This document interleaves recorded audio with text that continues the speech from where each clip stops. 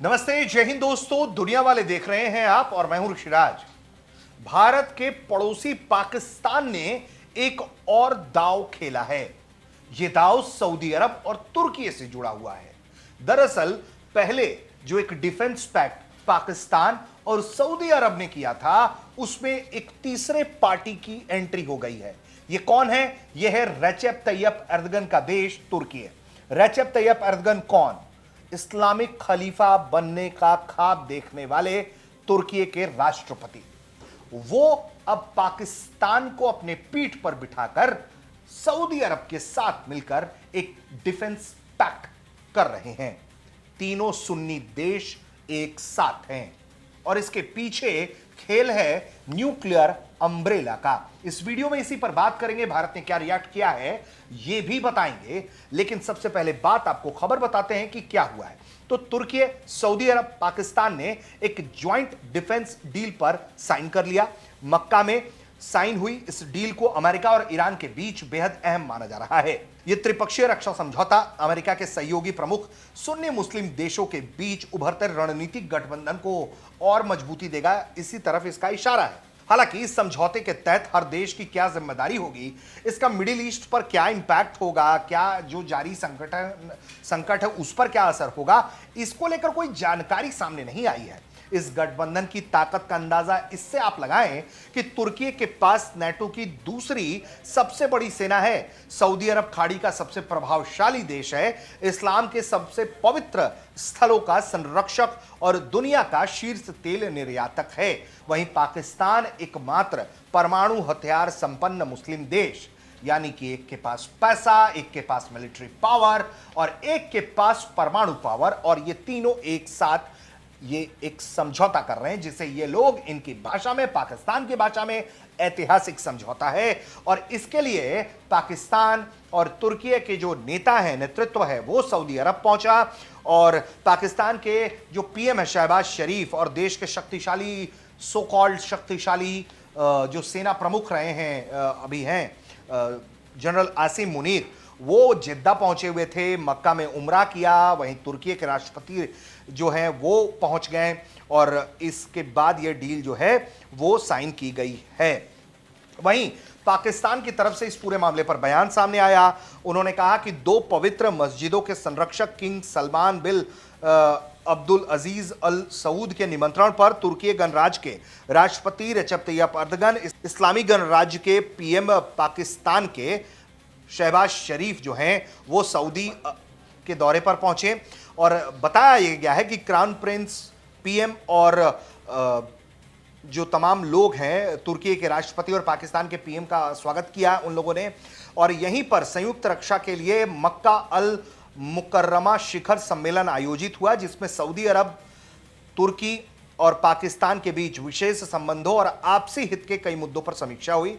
पाकिस्तान ने अपने बयान में कहा है कि तीनों देशों के बीच लंबे समय से चले आ रहे ऐतिहासिक संबंधों, भाईचारे, इस्लामी एकजुटता के अटूट बंधनों और साझा रणनीतिक हितों और लंबे समय से चले आ रहे रक्षा सहयोग के आधार पर सऊदी अरब के क्राउन प्रिंस और पीएम जो हैं वहां के, तुर्की के राष्ट्रपति और पाकिस्तान के पीएम ने एक मक्का संयुक्त रक्षा समझौता पर हस्ताक्षर किया।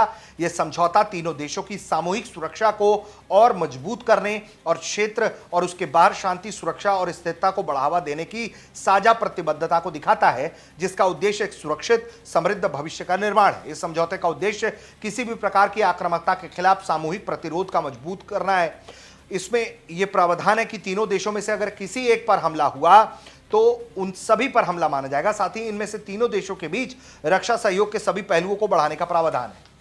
बॉस, ये सब तो आपने सुन लिया, आगे इसका पोस्टमार्टम हम कर देंगे, लेकिन भारत क्या कह रहा है? भारत कह रहा है कि इस तरह की जो भी डील्स होती है ना, उस पर हमारी नजर है। हम देख रहे हैं कि इस तरह के जो डेवलपमेंट्स हो रहे हैं उस पर भारत ने क्या कहा। विदेश मंत्रालय ने अपने प्रेस कॉन्फ्रेंस में वो सुनवा देते हैं आपको। Between Somalia and the other country that you mentioned, we continue to follow these developments closely. That is what I have to say. तो ये तो आपने पाकिस्तान का बयान सुन लिया, क्या हुआ है डील ये सुन लिया, भारत का पक्ष सुन लिया, लेकिन इसके पीछे का अब जरा हम आपको खेल बताते हैं। जब मन करता है, हूती विद्रोही, गूगल आप भी कर लीजिएगा, हूती विद्रोही जब चाहते हैं तब सऊदी अरब को ठोक डालते हैं, मिसाइल मार देते हैं, ड्रोन मार देते हैं, रिफाइनरी को अटैक कर देते हैं, कभी कुछ कर देते हैं। तो सऊदी अरब कहता है कि चुप नहीं बैठेंगे, बदला लेंगे। पाकिस्तान जो उसका सहयोगी है, पहले से डिफेंस पैक्ट पार्टनर है, वो क्या कर रहा है बॉस? वो चुप है और वो क्या कर रहा है? निंदा करता है पाकिस्तान। जब जब सऊदी को हूती ठोक जाते हैं तो कहता है कि यह बर्दाश्त नहीं होगा। हालांकि यह कब तक बर्दाश्त नहीं होगा वो ये बता नहीं पा रहा है, लेकिन जब हूती विद्रोही जो ईरान समर्थित हैं, वो ईरान के ट्रिपल एच में हूती एक रीढ़ की हड्डी है, क्योंकि वो लाल सागर को डिक्टेट करते हैं यमन के इलाके में। और यही वजह है कि हूती बहुत मजबूत है। और जो ईरान का ट्रिपल एच है, हमास, हूती, हिजबुल्ला, इसमें हूती उसका बैकबोन है, जो लाल सागर में एक तरीके से बहुत अहम रोल निभाते हैं। हूती विद्रोही यमन के अंदर जो अपनी सत्ता संघर्ष कर रहे हैं, वो सऊदी को लगातार ठोका-पीटी कर रहे होते हैं और सऊदी मुख्य दर्शक बना रहता है। कभी कभी हमले की बात कहता है, कभी कभी अटेम्प्ट करता है, लेकिन पाकिस्तान देखता है, निंदा करता है। और अब इसके आगे की बात बताते हैं। ऑपरेशन सिंदूर के दौरान भारत पहले ही उसकी दवाई कर चुका है पाकिस्तान की।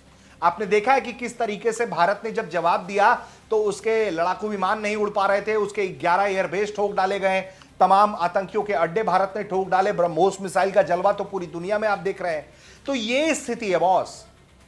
तो तब भी तुर्की आया था, ये याद रखिएगा। ये जो आज तुर्की हीरो बन रहा है कि हम ये कर देंगे वो कर देंगे, वो तुर्की तब भी आया था ऑपरेशन सिंदूर में। और उसके जो TB2 और इस तरह के बैरक्टर ड्रोन हैं, वो पड़े होंगे किसी म्यूजियम में भारत के, जब उसे भारत ने साबुत ऐसे ही कैसे गिरा दिया था जैमिंग से, और कई तो मार गिराए थे। तो तुर्की की पावर, ये जो ड्रोन का हवाला देता रहता है कि ड्रोन बचाने आएंगे, तो ड्रोन कैसे हवा में तबाह हो जाएंगे, कैसे वो जमीन पे पके हुए किसी फल की तरह गिर जाएंगे, ये भारत दिखा हुआ है। तो ऐसे में सऊदी के साथ भारत के रिश्ते भी बहुत अहम हैं। सऊदी लगातार भारत के साथ अपने कारोबार को, रिश्तों को मजबूत रखना चाहता है, भारत भी खूब सम्मान देता है। तो ऐसे में ये क्लस्टर पाकिस्तान बना ले और पाकिस्तान के न्यूक्लियर पावर का इस्तेमाल सऊदी और तुर्की अपनी रक्षा सुरक्षा के लिए कर ले। लेकिन सबको मालूम है कि ये सब कुछ पाकिस्तान पैसे के लिए कर रहा है बॉस। पैसा दो तमाशा देखो वाला जो मामला है, पैसा फेंको तमाशा देखो, वो पाकिस्तान करता है। और इसीलिए ये जो न्यूक्लियर छतरी बनाने की कोशिश की जा रही है, क्योंकि इकलौता मुस्लिम देश है जिसके पास ये परमाणु जो है हथियार है। और आपको मालूम है कि पाकिस्तान के परमाणु ब्लफ का भारत ने कैसे ऑपरेशन सिंदूर में जवाब दिया था, उसको अलग से बताने की जरूरत नहीं है। तो ऐसे में ये डिफेंस पैक्ट हुआ है, हेडलाइन मैनेजमेंट के लिए अच्छा है, पाकिस्तान की शेखी बगाड़ने के लिए अच्छा है कि उसकी वर्ल्ड पोस्चरिंग ठीक हो रही है। लेकिन खेल पैसे का है, पैसा ऐंठने का है। और उधर इन दोनों देशों के पास न्यूक्लियर ब्लैकमेलिंग की पावर होगी पाकिस्तान के जरिए। लेकिन भारत पर अगर दबाव बनाने की कोशिश हुई तो भारत तो अपने हिसाब से देखेगा बॉस। देखा पहले भी था, जवाब पहले भी भारत ने पाकिस्तान को दिया है। तुर्की जब साथ आया था तो उसको भी दिया है, आगे भी देते रहेंगे। ऐसे ही उम्मीद करनी चाहिए। आप देख रहे थे दुनिया वाले। उम्मीद करते हैं कि आपको ये वीडियो पसंद आया होगा।